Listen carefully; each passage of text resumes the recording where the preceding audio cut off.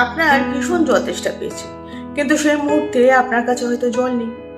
আপনি যেখানে আছেন সেই স্থানের কোনো নিকটবর্তী জায়গাতেও আপনি জল দেখতে পেলেন না, অথচ আপনার তেষ্টায় গলা শুকিয়ে যাচ্ছে। সেই মুহূর্তে আপনি দেখতে পেলেন আপনার চোখের সামনে একটা বিষ ভর্তি বা পয়জন ভর্তি বটল রাখা আছে।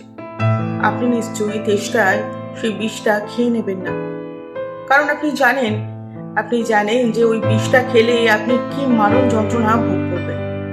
সেই বিষটা খাওয়ার পর আপনার মৃত্যু পর্যন্ত হতে পারে। ঠিক তেমনি একা আছেন, সমস্যা কোথায়? একাকিত্ব স্বাধীনতা।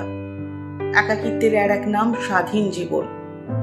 কেন একাকিত্বকে ভয় পেয়ে, একাকিত্বকে অভিশাপ মনে করে সেই টক্সিক মানুষগুলোর সঙ্গে মিশতে যাচ্ছেন, যাদের সঙ্গে থেকে আপনি প্রতিনিয়ত জীবন্ত লাশ হয়ে উঠবেন? একাকিত্বকে উপভোগ করুন। একাকিত্ব সৃষ্টিকর্তার আশীর্বাদ। সৃষ্টিকর্তা আপনাকে আর একবার সুযোগ দিয়েছে নিজের জীবনটাকে উপভোগ করার জন্য।